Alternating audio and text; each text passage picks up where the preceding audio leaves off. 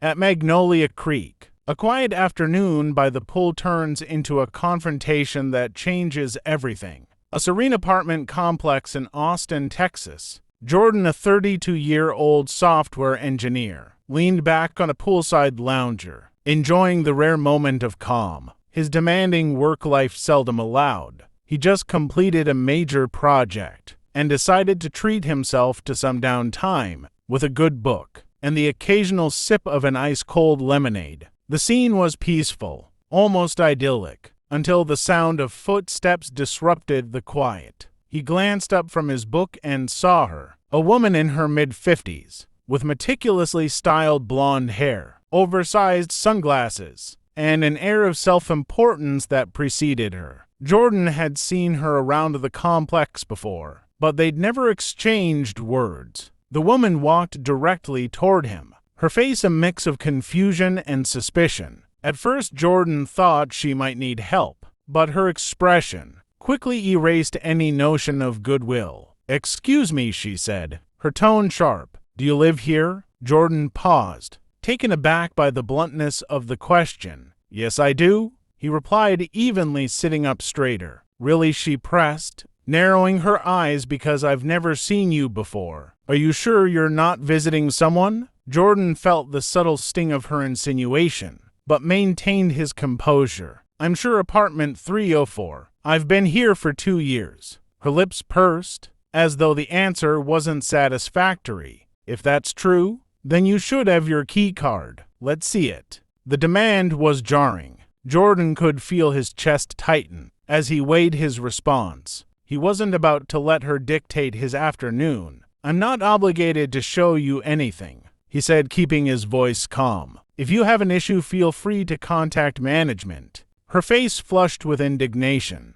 I'm going to call security right now," she snapped, pulling her phone from her bag. Jordan sighed, leaning back into his chair. He wasn't in the mood for drama, but it seemed like he didn't have a choice. A few other residents, lounging by the pool, began to notice the commotion. Some exchanged glances, while others subtly pulled out their phones. The tension in the air grew thicker. With each passing second, Jordan kept his gaze steady, refusing to let her rattle him. He wasn't doing anything wrong, and he knew it. As the woman stepped aside to make her call, her voice loud enough for everyone to hear, Jordan couldn't help but wonder how far she'd take this. The growing attention from other residents set the stage for what would soon become a confrontation neither Jordan nor the onlookers would forget. The woman's voice carried across the pool area as she spoke into her phone, her words dripping with self-righteous authority. "Yes, I'm at the pool, and there's someone here who shouldn't be. No, he says. He lives here, but I've never seen him before. I need someone to come down immediately." Jordan could feel the weight of dozens of eyes on him. The onlookers weren't just watching,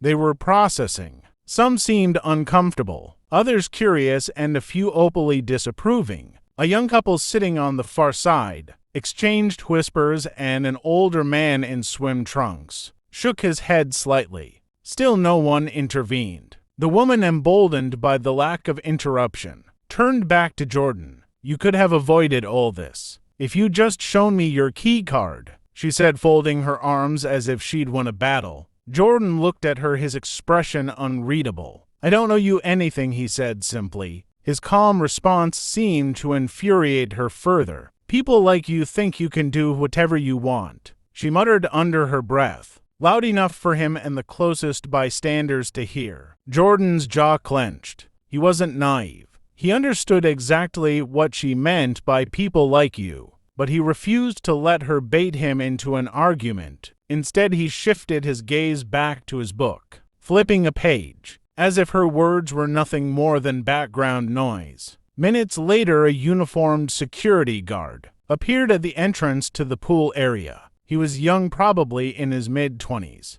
with a look of uncertainty on his face. As he surveyed the scene, the woman waved him over enthusiastically, her expression triumphant. "Officer, thank goodness you're here," she exclaimed, gesturing toward Jordan. "This man refuses to leave. He claims he lives here, but I'm certain he doesn't." He wouldn't even show me his key card. The guard approached Jordan, who set his book down and stood up, towering over both the woman and the guard. "I do live here," Jordan said, his voice steady but firm. "Apartment 3:04. You can check with management if you need to." The guard hesitated, glancing between Jordan and the woman. "Sir, do you have your key card with you?" Jordan reached into his pocket and pulled out his wallet. He flipped it open, revealing not just his key card, but also his driver's license, which displayed the same address as the complex. "Here you go," Jordan said, holding it up for the guard to inspect. The guard nodded, his face flushing slightly. "That checks out," he said, handing it back. "Sorry for the trouble, sir." The woman's face twisted in disbelief. "Wait, you're just going to take his word for it?" she demanded. The guard straightened. "Ma'am," he provided the necessary proof. "There's nothing else to discuss." The crowd, which had been silently observing until now, began to stir. A few people murmured to each other, and the young couple from earlier gave Jordan a small nod of approval. But before the situation could diffuse completely, a voice rang out from the other side of the pool. "Enough is enough." The unexpected interjection turned all heads toward a new figure, a neighbor stepping forward to reveal a history that would change the course of the confrontation entirely. The voice belonged to an older woman, perhaps in her late 60s, who had been quietly watching the entire spectacle from her poolside chair. Dressed in a floral sundress and wide-brimmed hat, she stood with a confidence that demanded attention. Her name was Eleanor, a longtime resident of Magnolia Creek, and someone known for her no-nonsense demeanor. "Excuse me," Eleanor said firmly, as she walked toward the small crowd, "but this isn't the first time this has happened, and I think it's about time someone said something." The woman accusing Jordan spun around, clearly caught off guard. "I'm sorry, I don't know what you're talking about," she said defensively. "Oh, don't play coy," Eleanor shot back, her voice sharp enough to cut through the tension. "You've been harassing people in this complex for months, and we're all tired of it. Just last week, you accused the delivery driver of loitering because he was taking a lunch break in his truck. And let's not forget the time you called the cops on the college kids moving into their apartment because they looked suspicious." The accusing woman's face reddened, and she opened her mouth to protest. But Eleanor wasn't finished. "And now this. Calling security on a man who's done nothing wrong, just because you don't recognize him. You're embarrassing yourself." A ripple of murmurs spread through the onlookers. Some nodded in agreement, while others looked visibly uncomfortable. The attention was no longer on Jordan. It was squarely on the woman who had instigated the confrontation. The security guard, clearly out of his depth, shifted uncomfortably but didn't intervene. Jordan, for his part, remained silent, letting Eleanor take the reins. He could feel the tide turning, and it was a relief to see someone else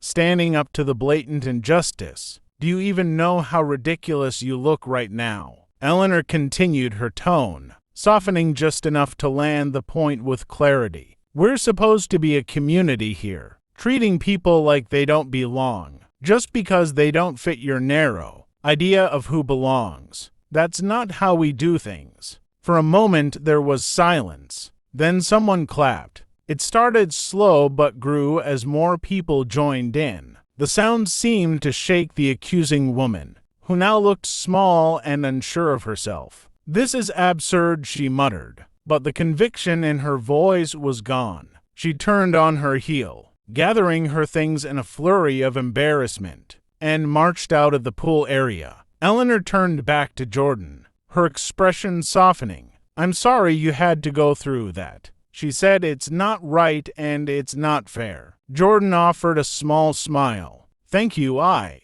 appreciate that." As Eleanor returned to her seat, the crowd began to disperse, but the energy in the air lingered. The incident wasn't over, not yet. Someone had been recording the entire event, and the video was already making its way to social media. What started as a quiet confrontation was about to explode into something far bigger. As the world outside Magnolia Creek took notice of what had just happened, by the time the pool area cleared out, a single recording from the incident had already begun circulating online. A younger resident named Lucas had uploaded the video to his social media with a simple caption, "This just happened at Magnolia Creek. When will this stop?" The clip showed everything: the accusatory woman's demands, Jordan's calm demeanor, Eleanor's impassioned call-out, and the applause that followed. It didn't take long for the video to gain traction.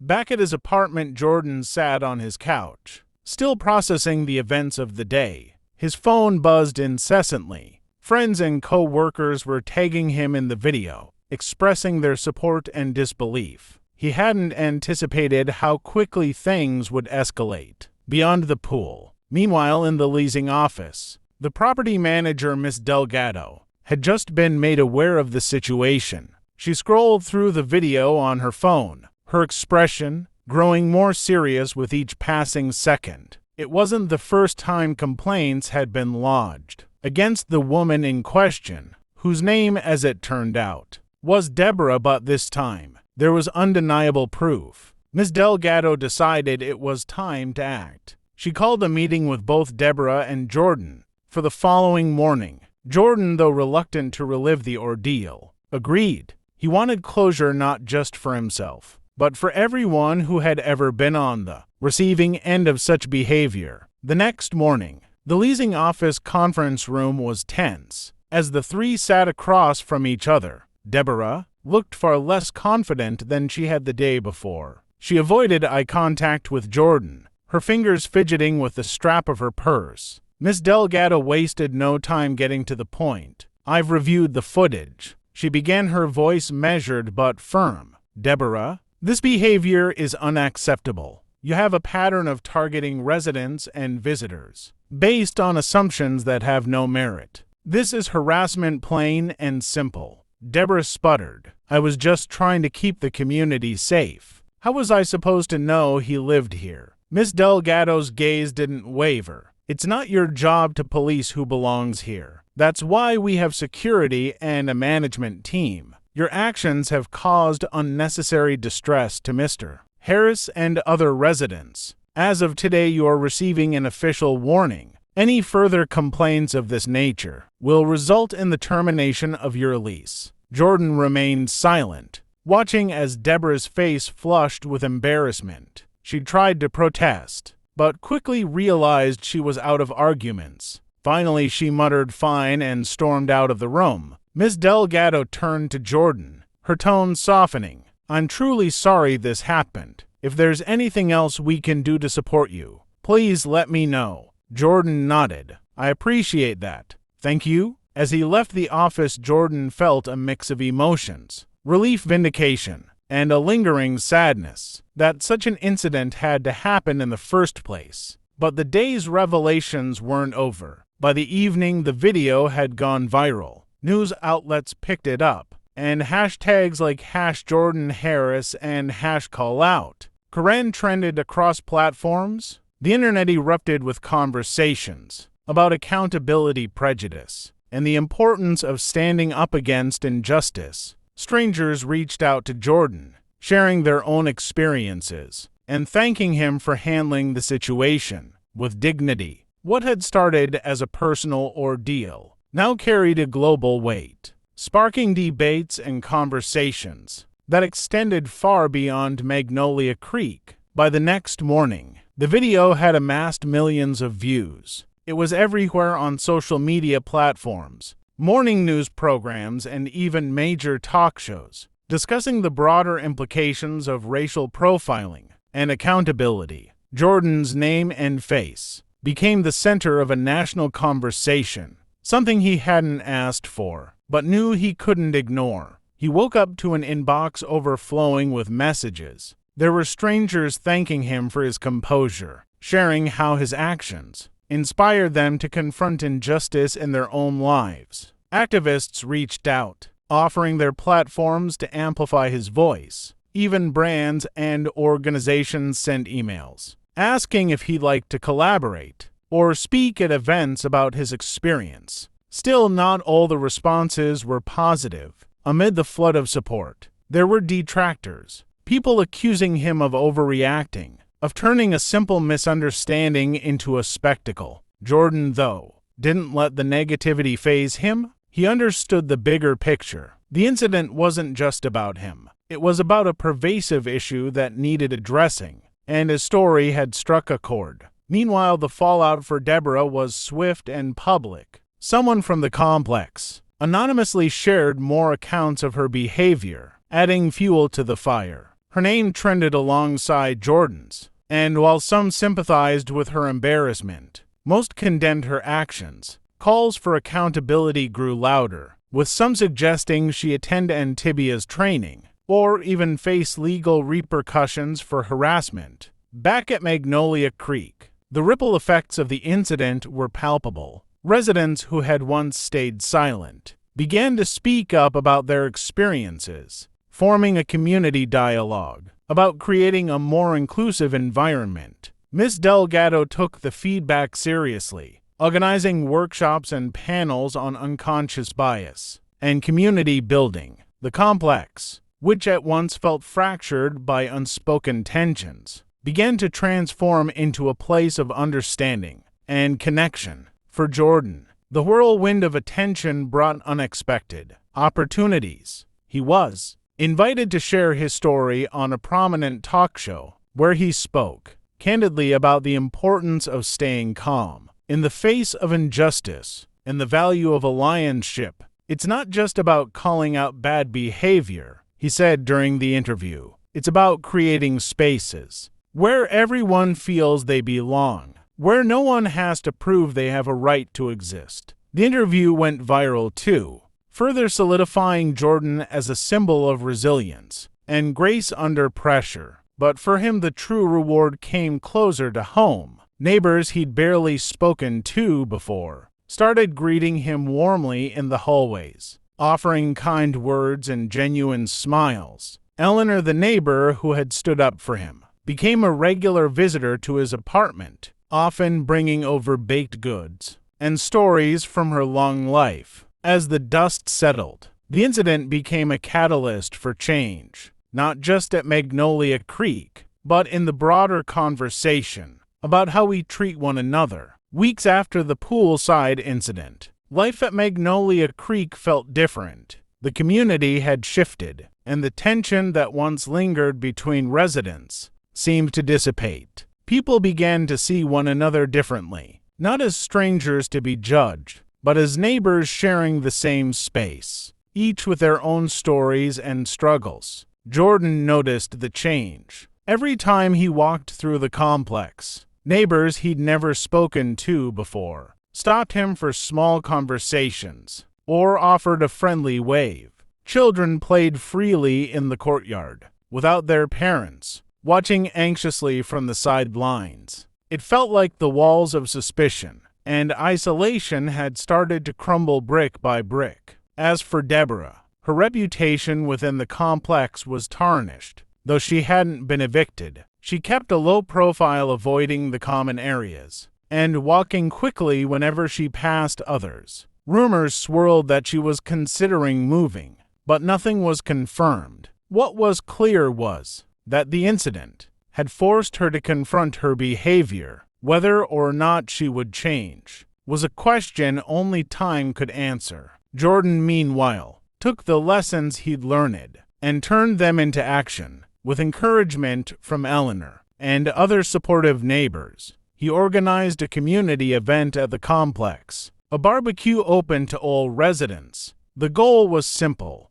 to foster connection and understanding among people who might never otherwise interact. The turnout was better than anyone expected. Families brought homemade dishes, kids played games, and conversations flowed freely. Eleanor sat in a corner, chatting with a group of younger residents, her laughter ringing out over the sound of music and chatter. Jordan worked the grill, flipping burgers and handing out plates, feeling a sense of pride and fulfillment he hadn't expected. By the end of the night, as the sun dipped below the horizon, Jordan stood on the patio and looked out over the gathering. It wasn't perfect. There was still work to be done, conversations to be had, and barriers to break down. But it was a start. For the first time in a long time, the community felt like a place where people truly belonged. When the crowd began to thin out, Eleanor approached Jordan with a plate of cookies. "You've done something really special here," she said warmly. "I hope you know that."